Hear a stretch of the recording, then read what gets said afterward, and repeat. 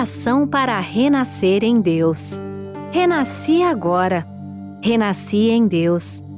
Sou agora um filho de Deus perfeito. O velho eu se foi e nasceu o novo eu que é filho de Deus. A vida de Deus é a minha vida. Logo, sou sempre saudável, forte, dinâmico e jamais acontece de eu adoecer, sentir cansaço ou envelhecer. Renasci agora. Renasci no amor de Deus. Por isso estou preenchido pelo amor de Deus. As antigas tristezas, as antigas mágoas, os antigos rancores e os antigos ódios ficaram no passado. Já não me entristeço, não me magoo, não me rancorizo nem odeio. Abençoo tudo e envio pensamentos de amor a todas as pessoas. Renasci agora, renasci em Deus. Este, sendo o todo de tudo, é o Pai de todos os seres viventes e de todas as coisas existentes. Todos os seres viventes são irmãos perante Deus. E por isso não posso deixar de amá-los. Porque amo a todos os seres, estes também me amam e relacionam-se harmoniosamente de modo a tornar-me mais feliz. Renasci agora, renasci em Deus. Deus é sabedoria infinita. E renascendo em Deus, recebo o fluir da sabedoria infinita. Como estou ligado à sabedoria infinita de Deus, sou orientado por ela e sigo o caminho da segurança, da felicidade e da prosperidade. Por conseguinte, não invejo a felicidade e a prosperidade alheias. Tenho minha própria felicidade e meu próprio caminho da prosperidade. Renasci agora. Renasci em Deus. Deus é a fonte de todas as coisas. Portanto, todas as coisas provêm de Deus. Pode-se então dizer que Deus é infinitamente rico. Deus me criou como seu filho, seu sucessor, e me concedeu o direito de herdar tudo o que ele possui. Por isso, já sou rico. Todas as coisas desejadas aparecem diante de mim quando as chamo com a mente natural.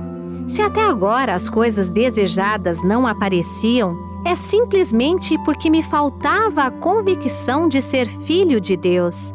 Mas agora despertei para a imagem verdadeira, no qual sou filho de Deus. Já não invejo a prosperidade alheia, não me entristeço, nem me lamento, nem entro em atrito com o próximo, pois conheço o caminho que me permite prosperar em harmonia com todos, vivificando-os. Agradeço a Deus que me permitiu renascer e alcançar este estado. Muito obrigado. Muito obrigado a todos. Vamos para mais um estudo. O livro hoje é Existe um Mundo Esplêndido de Viver. É o livro do professor Seiji Taniguchi, de autoria do genro do mestre Masaharu Taniguchi. Às vezes nós ficamos com a mente fixa no nosso modo de pensar. A mente fixa aquilo lá, cismamos com aquilo lá, e isso pode causar problemas. A psicóloga Carol Dweck, que ela descreve sobre esse assunto, ela desenvolveu esse tema e acredita que as pessoas que acreditam que suas habilidades e inteligência são traços fixos e imutáveis, não mudam. Então, são essas pessoas que têm a mente fixa. E a característica da mente fixa, a doutora Carol Dweck, é psicóloga, ela é a seguinte: evitam desafios. Quem tem essa característica de mente fixa, ela evita desafios. Desistem facilmente daquilo que ela está fazendo, desistem facilmente. Ignora os feedback de retorno, aquilo que pode ser de retorno para ela, ela ignora.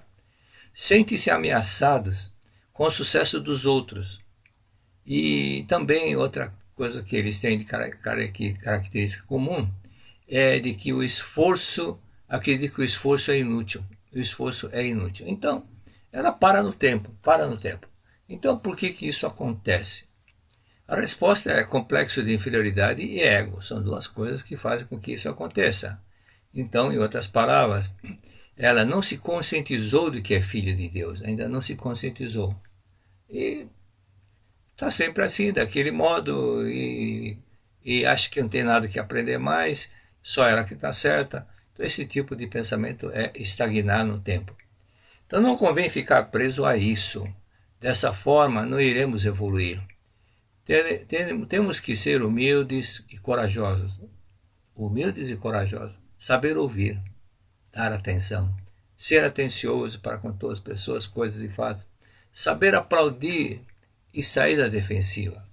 Então, quando fica muito na defensiva, não quer ser contrariada. Então, todos esses negócios fazem com que ela crie uma barreira, ela crie um mecanismo de defesa. Para quem se encontra nessa situação, é necessário trabalhar dentro dela mesma, ela se esforçar, não é esperar que alguém faça com que ela mude, não. Como isso está dentro dela, ela tem que se esforçar para mudar. Lembrando a frase de Sócrates, conheça-te a ti mesmo, conheça-te a ti mesmo.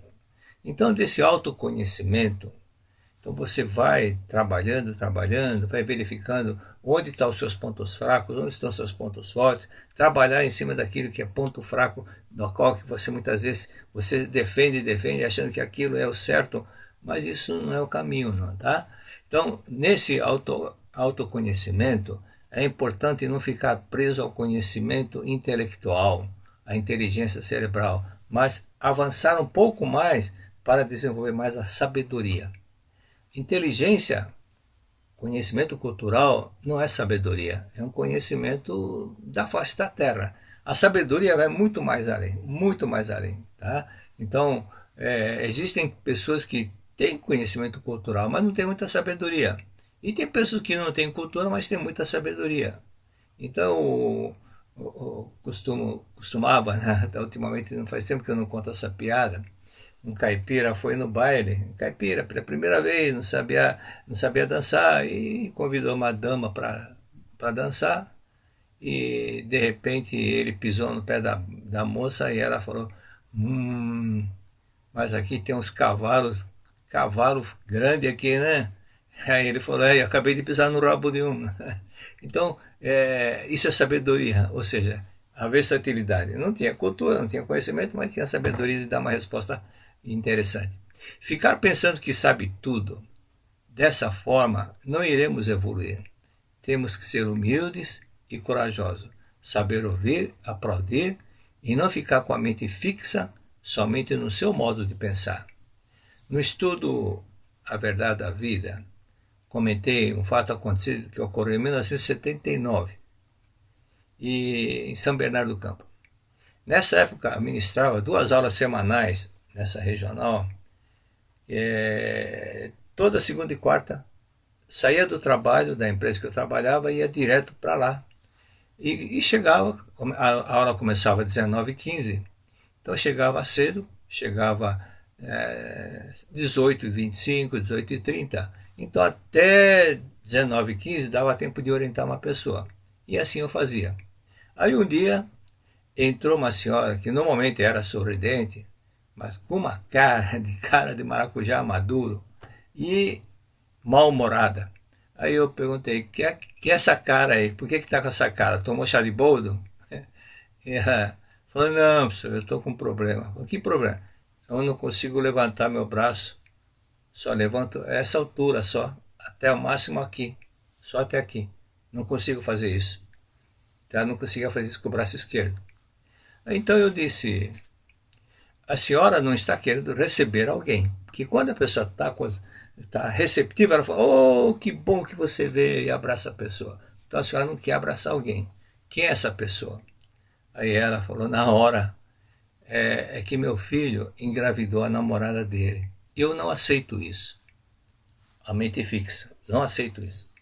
Então eu falei, então fiz com que ela fizesse uma empatia.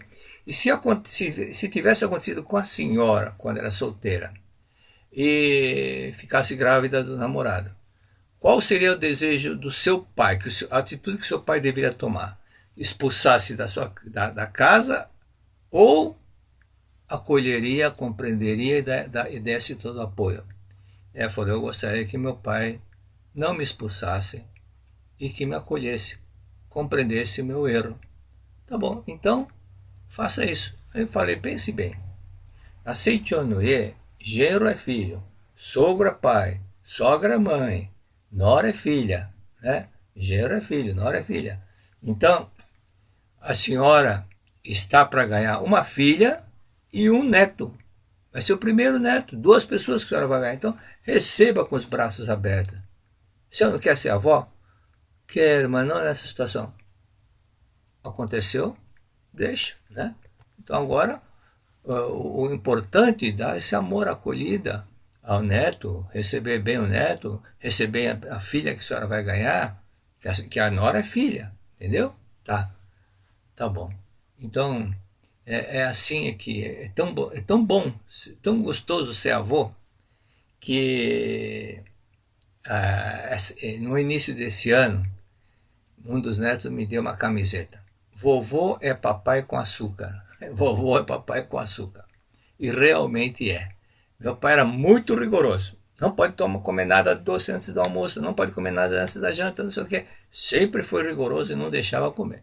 Mas quando ele se tornou vovô, ele fazia o contrário. Ele ia na minha casa com um monte de doce para os netos, fazendo o contrário do que ele falava. Então, papai com açúcar é vovô, né? Papai com açúcar é vovô. Então, eu tinha completado 70 anos e não tinha nenhum neto. A minha esposa também ficava preocupada. Será que está demorando o nosso neto para vir, né? Essa neta está demorando. Né? Quando é que seremos avós? Aí, nessa preocupação, ela comentou com uma divulgadora, ela disse, olha, não se preocupe com isso. Eu também pensava assim. Aí quando veio por atacado. E é o que aconteceu comigo. Eu tinha 70 anos e não era avô. Meu outro irmão mais velho, também acima de 70 anos, também não era avô. E o caçula, eu tinha neto de 16 anos, 17 anos. E os 2 mais velhos não. Então, realmente aconteceu isso. Aí meus filhos, tanto assim que vieram a penca de uma vez, tinham 2 netos de pais diferentes que nasceram mesmo dia, mês e ano, mesma data, de pais diferentes. Pareciam gêmeos, né? Mas de pais diferentes. Então vamos estudar o livro Existe um Modo Esplêndido de Viver, de autoria do professor Seiichi Taniguchi, genro do mestre Masaru Taniguchi. Talvez alguém pense, por ter mesmo sobrenome, fosse filho. Não, é genro. Mas seria coincidência? Não é coincidência, não. É que no Japão, no passado, não sei se ainda hoje é assim, quando um casal só tinha filha e não tivesse filho, então e o filho era convidado, era solicitado para adotar o sobrenome da família, para que o sobrenome lhe desse continuidade. Isso é muito importante. E eu lembrei agora de um caso que aconteceu em 1978. Eu estava no Nordeste, tirei férias na empresa, estava no Nordeste. Aí um senhor me falou o seguinte, eu tenho um sobrinho que é anão, e na minha família não existe nenhum caso de anão. Por que acontece isso? Aí eu falei para ele, olha, provavelmente o sobrenome foi cortado. Não cresceu, não cresceu. Ele falou, exatamente foi. A minha sobrinha, ela casou, separou do marido, e naquele tempo, nos anos 70, início dos anos 70, o pai dos meninos, 2 meninos, rasgou a certidão de nascimento e o avô o pai da moça, os avós dos meninos, rasgou a certidão de nascimento e registrou os filhos, os netos com o sobrenome dele, tirando o sobrenome do pai. Então o sobrenome do pai não deu sequência, não cresceu. Aí ele falou, realmente foi isso que aconteceu. E ficaram sem crescer porque o sobrenome não cresceu. Então o que acontece? Quando adota o nome do filho, não tem filho, então o genro adota o nome do sogro. Foi o que aconteceu com o professor Seiichi Taniguchi. E a prefeitura Emiko, como era filha única, então passou a ter o mesmo sobrenome do pai, que é Taniguchi. Então, assim, deram sequência à linhagem. Então, o filho do professor Seiichi Taniguchi, filho do professor Seiichi, chama-se Masanobu Taniguchi, que é o atual supremo presidente da Seicho no Ie. E ele, Masanobu, disse a última vez que esteve no Brasil, que o pai dele, professor Seicho, escreveu mais de 300 livros. E o mestre escreveu em torno de 400 ou mais, não se sabe exatamente quantos foram. Quando recebeu o mestre Masaru Taniguchi, o cargo do mestre Masaru Taniguchi, cargo de vice-supremo presidente da Seicho no Ie, então ele manteve humildade e com o falecimento ele assumiu o cargo de supremo presidente. Então muitos pensaram que ele fosse a fazer tudo novamente, tudo. Aí eu falo, não, o mestre Masaru Taniguchi já deixou tudo pronto, então não tem nada que fazer, temos que estudar o que ele deixou e vamos. E aí, então, os livros que o professor Seicho escreveu contêm muitos relatos, isso é muito importante. E nós aprendemos muito com os relatos, não somente com as palestras. Às vezes a palestra, se ficar só na teoria, aquilo cansa e você não fica ligando um fato com o outro. Mas quando cita esse relato, alguns exemplos, aí você liga o fato e passa a entender melhor a teoria e o relato também. É isso que o professor Seicho faz. Então, na página 28, ele diz o seguinte, conta o caso da senhora Atsuko. Ela vivia aflita, que era divorciada, que a única filha que ela tinha, chamada Saori, ela desistiu de ir para o ginásio. O nome atual é ensino fundamental. Então, ela conversou com a senhora Kudo, a mãe a dona Tsuka conversou com a senhora Kudo, que era uma antiga adepta da Seicho no Ie. Então, a dona Kudo falou o seguinte, quem tem problemas é a mãe, não a filha. Quem tem problemas é a mãe e não a filha. Então, ela quis dizer, a causa do problema está na mãe. Por isso que aconteceu isso. Da filha ser rebelde, da filha não querer mais estudar. Então, era um problema muito sério para a senhora Atsuko. Aparentemente, a filha era problemática, deixando de frequentar a escola, mas não existe efeito sem causa. Por isso que a senhora Kudo disse, a causa, o problema não é a filha, mas na mãe. O problema está na mãe.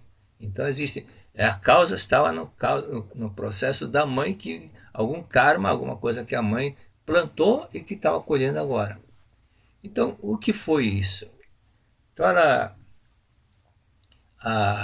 quando a senhora Tsuko ela ia dormir e a filha não chegava e dormia fora, aí que aumentava a aflição de que ela ficasse grávida, tendo apenas 17 anos. Mas ela, a mãe, a Tsuko, se divorciou alguns meses depois de casada, e o nascimento dessa filha, Saori, já foi problemática, porque não estava falando a mesma linguagem do marido. Então, um dos dois estava não querendo ter a filha. Então, nesse meio conflitante, nasceu a Saori.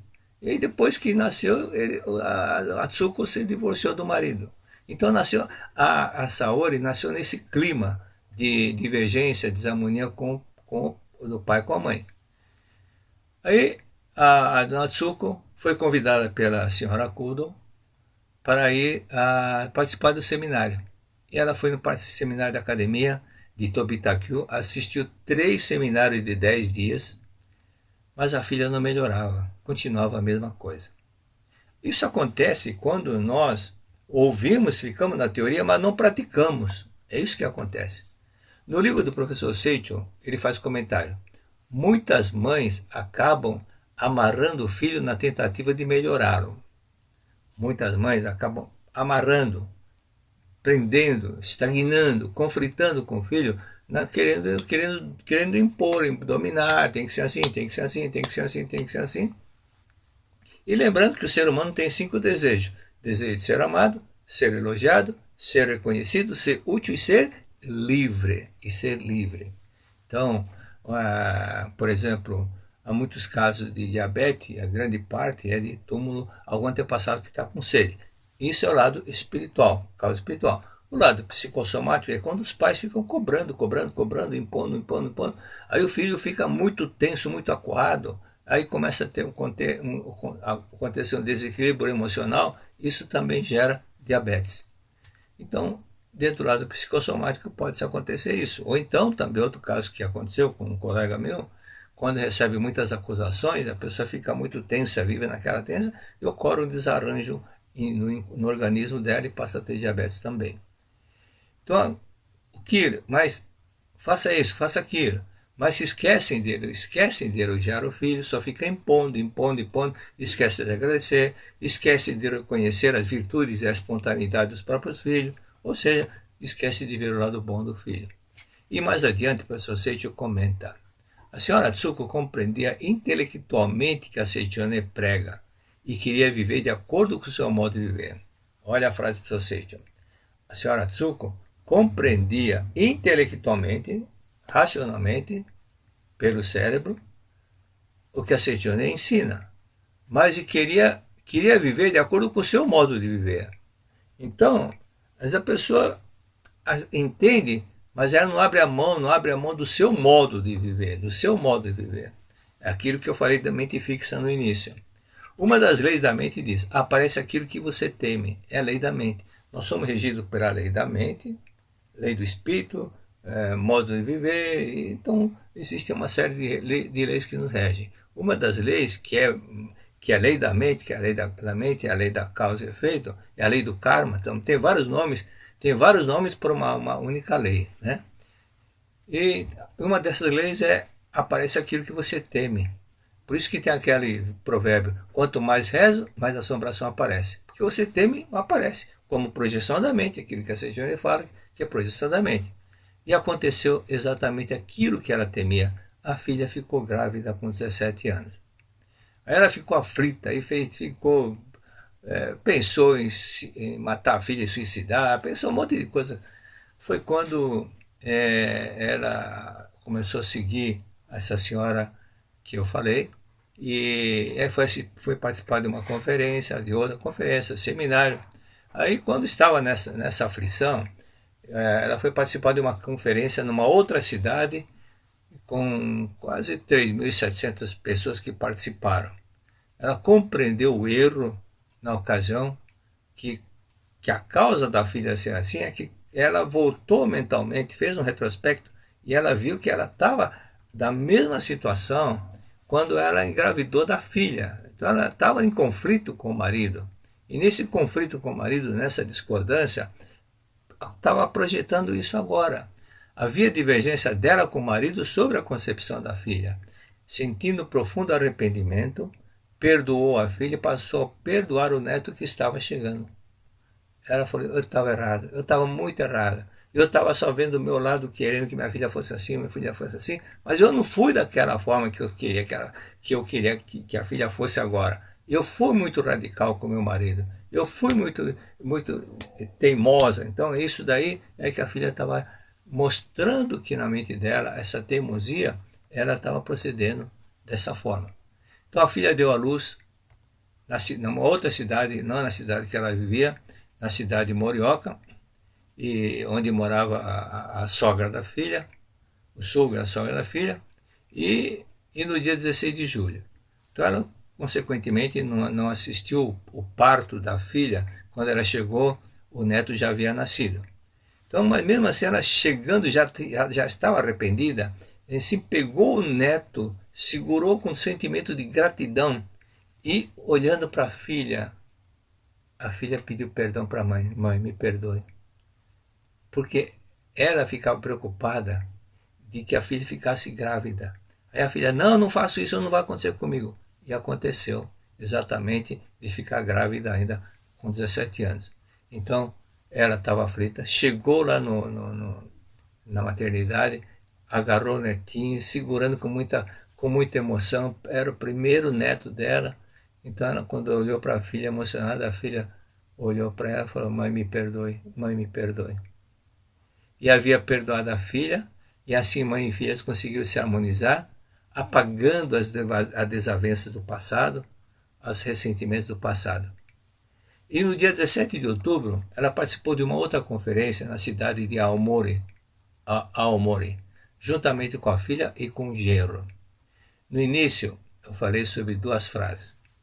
Às vezes ficamos com a mente fixa no nosso modo de pensar, isso pode causar problemas, porque se não é flexível, se ficarmos somente martelando, eu comentei isso nos livros que eu escrevi, que quando fui a primeira vez no Japão em 95, eu fiquei observando como que era o comportamento.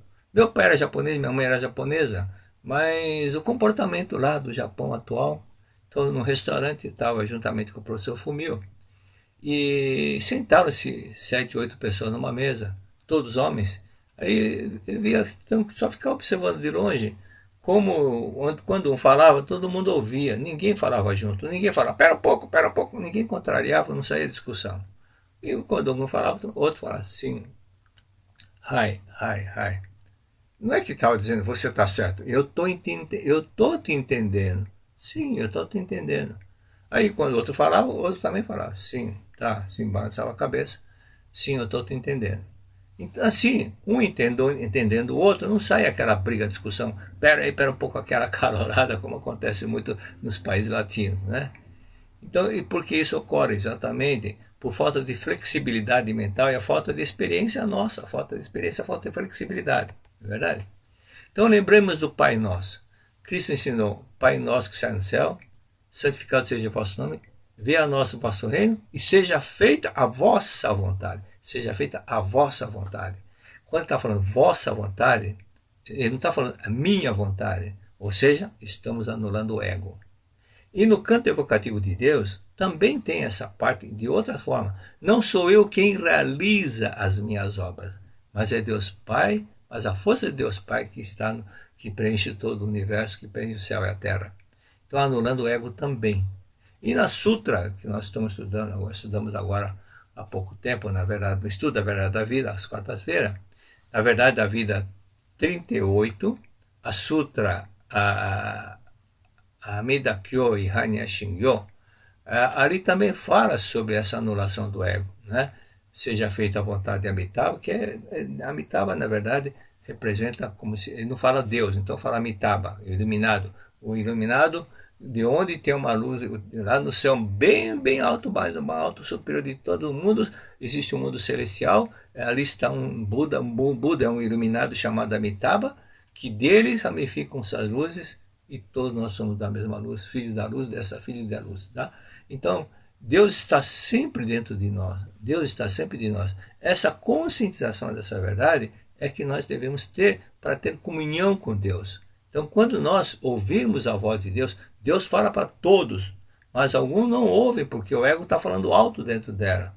Então, no silêncio da mente, na paz interior, nós ouvimos a voz de Deus intuitivamente.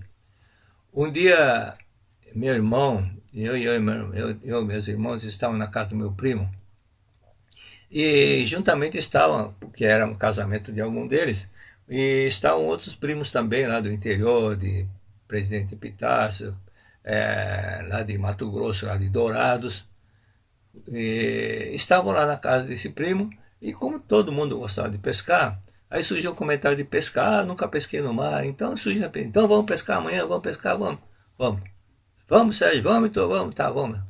Aí chegamos em casa, meu pai estava dormindo, nós fomos até o quarto dele, estava dormindo lá, aí meu irmão falou, pai, amanhã nós vamos pescar. Meu pai dormindo, ele falou, vocês acham bom? Ele não falou acordado, ele falou dormindo. Aí eu pensei, mas não é ele que está falando? É Deus que está falando? Então eu falei para o meu irmão, olha, eu falei que ia, mas eu não vou não. Porque não é papai que falou, foi Deus, papai estava dormindo. Ele acorda, e pescar, todo mundo da nossa família gostava de pescar, então ele acordaria e falava, não, mas não, ele falou dormindo, assim, vocês acham bom? Vocês acham bom ir pescar? Foi quando eu entendi pela mensagem, da forma de falar, que não era bom, conveniente, não era conveniente ir.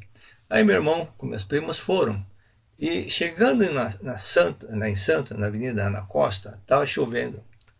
E aí o carro que eles estava sobre o trilho de bonde, o bonde parou, mas o carro parou, mas pneu molhado, sobre trilho molhado, ele não para, desliza, e bateu na traseira do bonde. O bonde não aconteceu nada. Mas o carro do meu primo amassou. E acabaram não indo pescar. Aí voltaram sem ir pescar. E por isso que meu pai falou, vocês acham bom ir? Como se dissesse, não convém ir, porque vocês não vão pescar. Quer dizer, a voz de Deus já falou pela voz do meu pai, né? Então isso acontece quando você ouve intuitivamente aquilo que Deus está falando para você. Então, não fui, meus irmãos foram, meu irmão foi, meus primos foram, e aconteceu isso. Então, no silêncio da mente, nós ouvimos a voz de Deus. Se a nossa mente está falando alto, por ego está falando alto, está exaltado, nós não escutamos a voz de Deus. Então, vamos orar um pouco. Minhas orações, página 84. Página 84. Na página 84, tem a oração para eliminar o complexo de inferioridade. Aí o mestre explica. O complexo de inferioridade é um empecilho para o desenvolvimento das potencialidades do homem. Sentindo-se inferior, não se consegue grandes êxitos na vida. É preciso eliminar o complexo de inferioridade, deixando de sentir-se inferior. Na verdade, todo homem é filho de Deus, então não existe pessoa, na verdade, uma vida inferior à outra. Todos são filhos de Deus. Portanto, não existe pessoa inferior a nenhuma parte do universo. O complexo de inferioridade só existe na mente. Negue terminantemente todos os pensamentos de inferioridade relacionados aos seus defeitos, pontos fracos, limitações, desarmonia, etc. Então, elimine, negue os pontos fracos, seus defeitos, limitações, desarmonia, etc. Não se esqueça de que você é filho de Deus. Você é filho de Deus. Você é filho de Deus.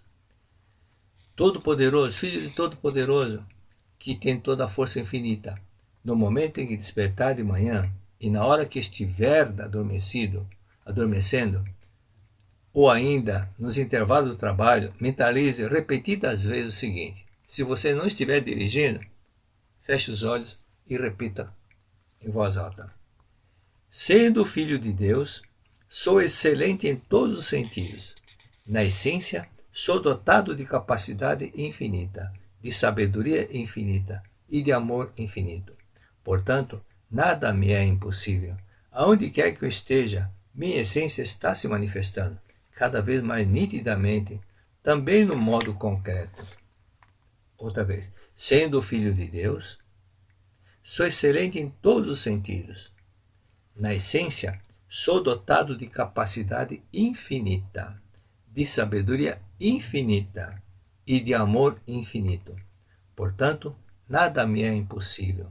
Aonde quer que eu esteja, minha essência está se manifestando cada vez mais nitidamente, também no mundo concreto. Pode abrir os olhos? Agora, presta atenção para uma outra oração que eu escolhi aqui. Superar a insegurança e o medo. Lembra que nós falamos na palestra? Insegurança e o medo. Achar que existe o que não existe é ilusão. Achar que existe uma coisa que não existe é ilusão.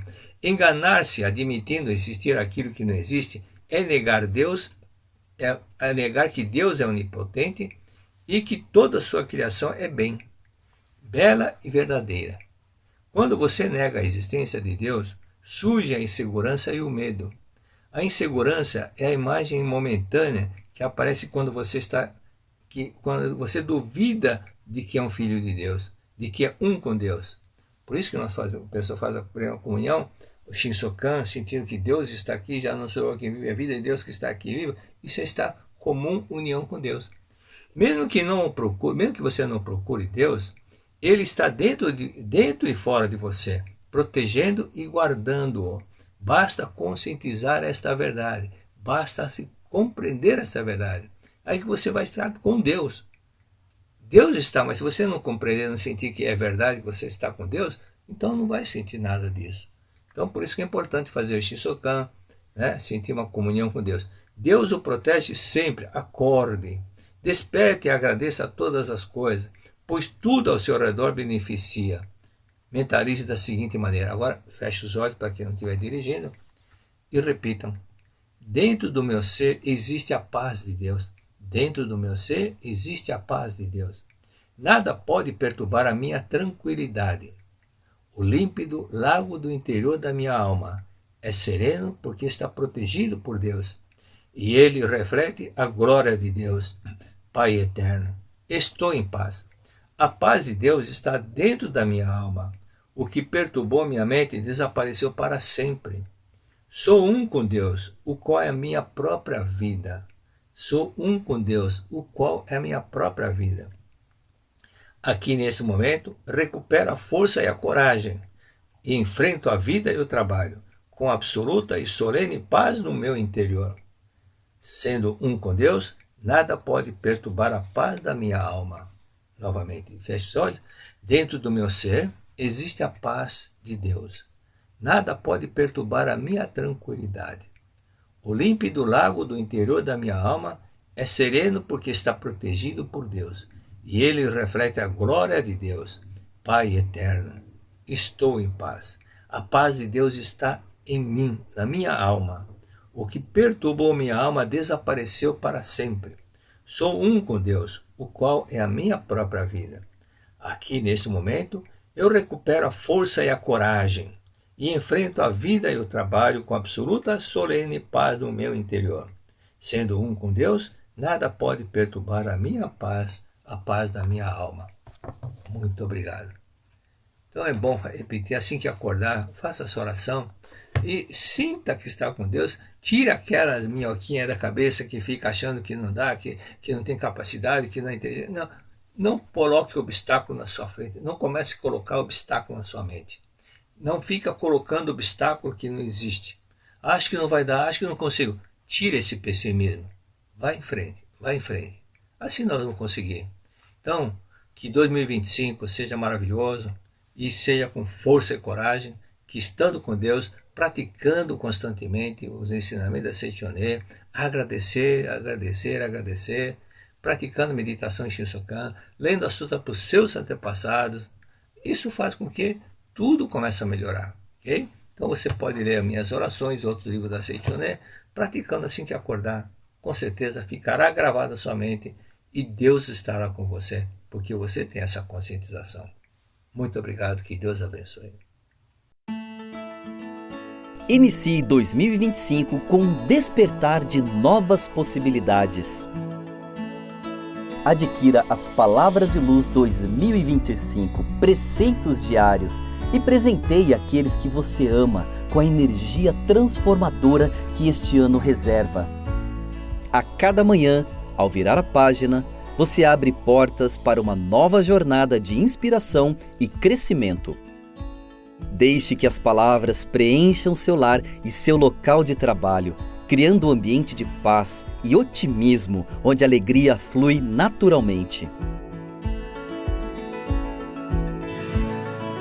Logo ao amanhecer, as mensagens de luz e positividade tocam profundamente o seu coração, irradiando as bênçãos de Deus em todos os aspectos do seu dia.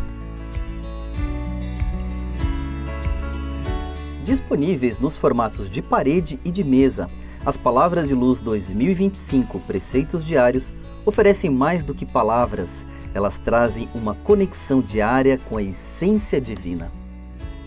Por décadas, essas palavras têm sido uma força poderosa, ampliando a presença da Seichonoye e impactando vidas em todo o Brasil. Vários relatos confirmam que ao expor as palavras de luz, o equilíbrio e a harmonia se tornam companheiros constantes na jornada diária.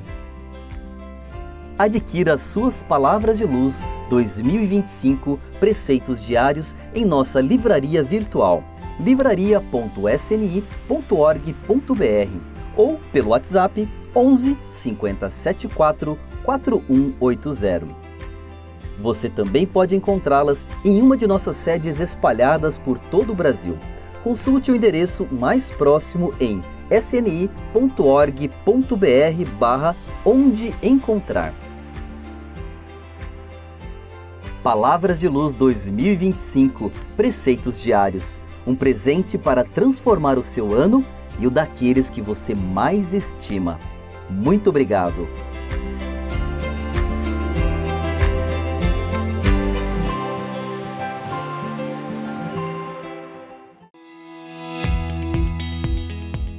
Você já imaginou a transformação que a alegria de servir pode trazer para a sua vida e para o mundo? No curso Mulheres de Deus, as líderes da Associação Pomba Branca da Seita Noye do Brasil se unem para uma jornada de transformação e propósito, onde cada mulher é capacitada a manifestar sua essência divina de filha de Deus.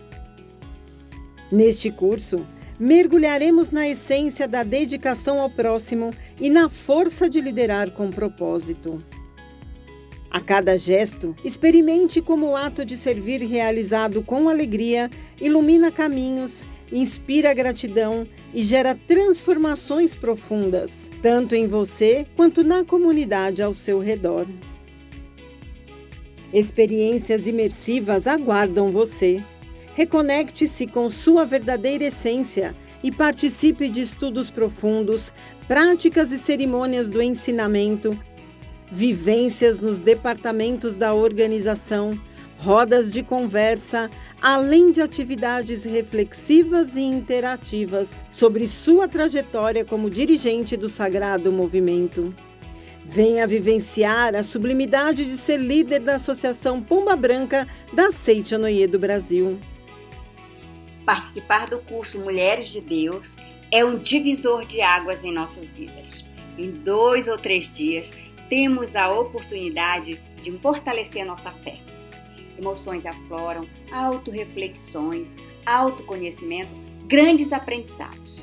Cada curso é único e determinante para nos sentirmos mais capacitadas, mais convictas, mais determinadas a nos tornarmos líderes melhores e a certeza de sermos filhas de Deus, capazes de ajudar a muitas mulheres a manifestar sua luz e a alegria de Deus em sua vida.